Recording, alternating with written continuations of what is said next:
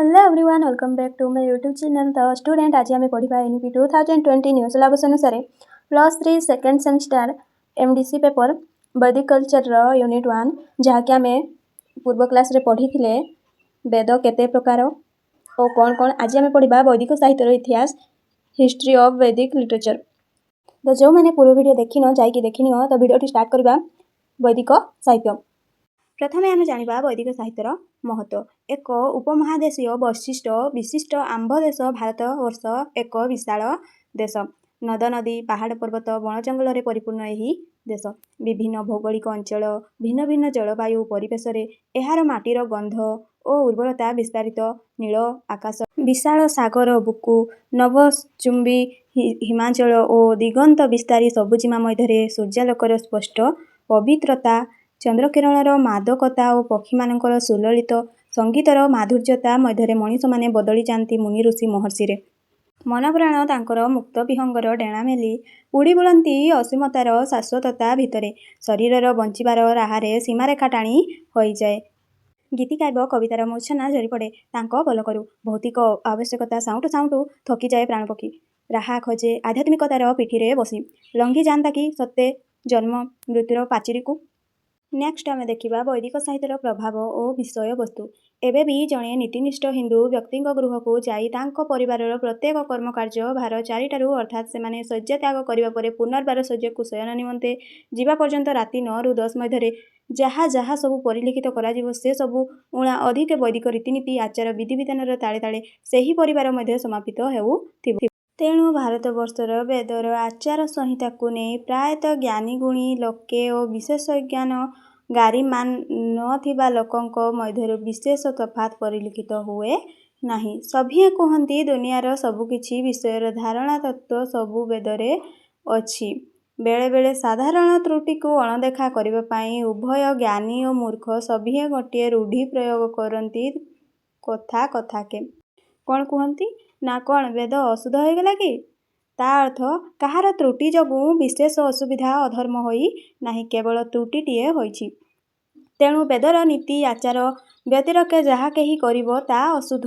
अनेक भारतीय हिंदू आस्तिक मानकर साधारणतः धारणा रही आछि जे जहा नाही भारते ताहा नाही जगते। तेणु कुहा जाई पारिबो जे जहा नाही वेदरे ताहा नाही भारतरे। ए कथा को सीधा सीधा कुहागले अर्थ हेबो जहा नाही वेदरे ताहा नाही विश्वरे। तेणु ज्ञानी अज्ञानी सभी एभली धारणारे बशवर्ती हेबार वास्तवता वेदर सभ्यता सह जड़ित।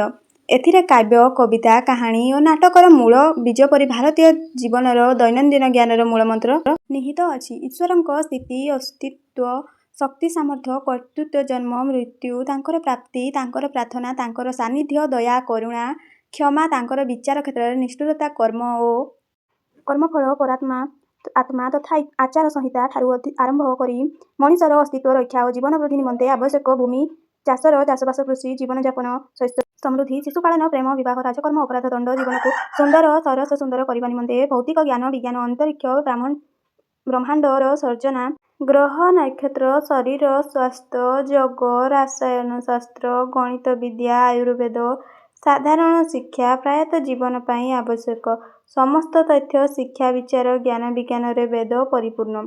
मनीष बंचिबा बढ़िबार कर्म कौशलर आधार ही वेद। अति प्राचीन कालरू मनीषर सुख शांति आनंद दुख जंत्रणा समस्या तथा एगुड़िकर समाधान और उपचार निमंते दिग्दर्शन देउथिबा वेदर अध्ययन एकांत अपरिहार्य केवल भारतीयंक पाई नुहे समग्र विश्व मानव सभ्यता पाई मध्य।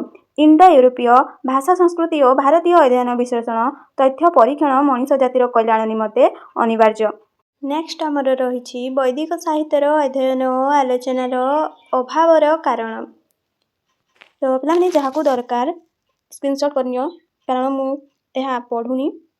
नेक्स्ट आमर रही वैदिक साहित्यर समयानुक्रमिक सृष्टि। यही परिप्रेक्षी वैदिक साहित्य और यार इतिहास बुझार आवश्यकता परिहार्य। वैदिक साहित्य गोटे गोटे कर सृष्टि होती मनीष जीवन परिवर्तित आवश्यकता को पूरण करने को। सबुठ गुरुत्वपूर्ण विषय है अनेक मुनि ऋषि और मनीषर मझे मझे 100 200 500 वर्ष थे थे वेद पाठ अध्ययन प्रयोग बेले नूतन तथ्यर संयोगकरण साधारण मौलिक चेतना त्रुटि विश्लेषणगत त्रुटि बुझार त्रुटि भ्रम जो वेद ज्ञान मौलिकतार अवधारणा जो बेले बेले विरोधात्मक तत्व निर्गत होती वैदिक साहित्य। एठार सठिक पाठ्य विद्या सुशृंखल समय राशि चरित्र और विश्लेषक ଲେଖକଙ୍କର ଚରିତ୍ର ଅନୁସାରେ ବୁଝି ଗଲେ ତ୍ରୁଟି ଓ ଭ୍ରମ ସୃଷ୍ଟିକାରୀ ତଥ୍ୟ ପୃଥକ ହୋଇପାରିବ। ତେଣୁ ବୈଦିକ ସାହିତ୍ୟର ଇତିହାସ ଅର୍ଥାତ୍ ଯେଉଁ କ୍ରମରେ ଯେଉଁ ସମୟ ଖଣ୍ଡରେ ବେଦର ବିଭିନ୍ନ ଅଂଶ ସଂକଳିତ ହୋଇଛି ସେହି କ୍ରମରେ ଓ ସେହି ପରିବର୍ତ୍ତିତ ପ୍ରତିଷ୍ଠିତ ତାତ୍ତ୍ୱିକ ଚେତନ କ୍ରମରେ ବୈଦିକ ସାହିତ୍ୟର ଅନୁଶୀଳନ ଏକ ସ୍ପଷ୍ଟ ଚିତ୍ର ପ୍ରଦାନ କରିପାରିବ, ଯାହା ଭାରତୀୟଙ୍କୁ ତଥା ସମଗ୍ର ବିଶ୍ୱ ମଣିଷ ସମାଜକୁ ଦିଗ୍ଦର୍ଶନ ଦେଇପାରିବ।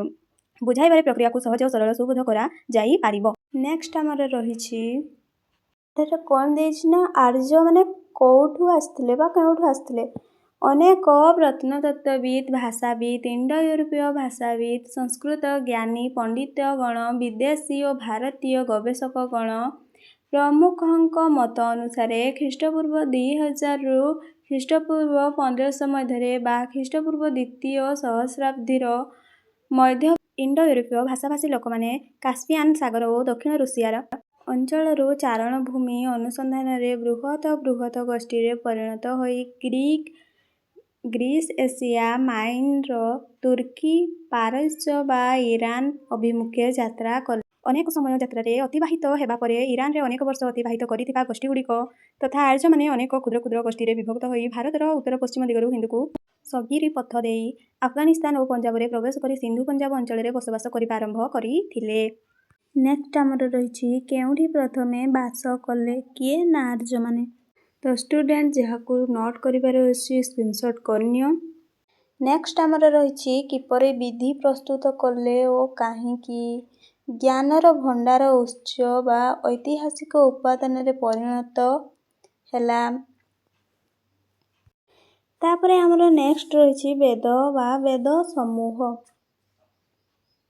ବେଦ ପ୍ରକାରଭେଦ ମନ୍ତ୍ର ଶ୍ଳୋକଗୁଡ଼ିକର ମୌଳିକ ପ୍ରକାରଭେଦରେ ବେଦକୁ 4 ଭାଗରେ ବିଭକ୍ତ କରାଯାଇଛି, ଯାହା ଆମେ ପଢ଼ି ସାରିଛେ। ତ ନେକ୍ସଟ ଆମର ରହିଛି ବୈଦିକ ସାହିତ୍ୟର ପୁଙ୍ଖାନୁପୁଙ୍ଖ ବା ସବିଶେଷ ଆଲୋଚନା। ଋଗ୍ବେଦ ଏହା ଅଗ୍ନିରୁ ଉତ୍ପତ୍ତି ବୋଲି ଶତପଥ ବ୍ରାହ୍ମଣରେ କୁହାଯାଇଛି। ଋଗ୍ବେଦ ସଂହିତା 4ଟି ବେଦ ସଂହିତାଙ୍କ ଠାରୁ ସର୍ବପ୍ରାଚୀନ ଓ ଅଧିକ ମହତ୍ତ୍ୱପୂର୍ଣ୍ଣ। ଏହା ଆଦିମ ଆର୍ଯ୍ୟର କଳ୍ପନାର କମନୀୟ କେନ୍ଦ୍ରସ୍ଥଳ।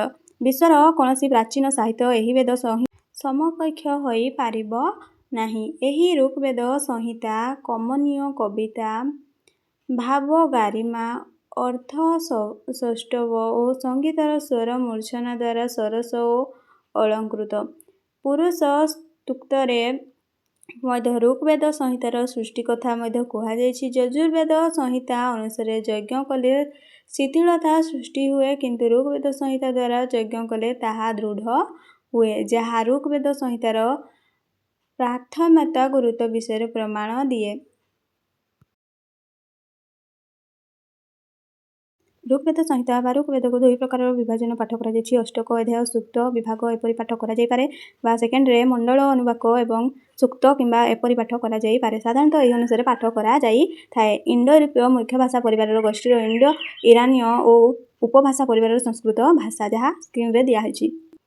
ତ ପିଲାମାନେ ନେକ୍ସଟ ଭିଡ଼ିଓରେ ଆମେ ଦେଖିବା ଋଗ୍ବେଦ ସଂହିତାର ଶାଖା ବା କେଉଁ ଋଷି କାହାକୁ କେଉଁ ଶିକ୍ଷା ଦେଇଥିଲେ, ଋଷିଙ୍କୁ ନେଇ ଶାଖା ଗଢ଼ିଲା। ତ ଷ୍ଟୁଡେଣ୍ଟ ଭିଡ଼ିଓଟି ଭଲ ଲାଗିଥିଲେ like, comment, share and subscribe କରିବ।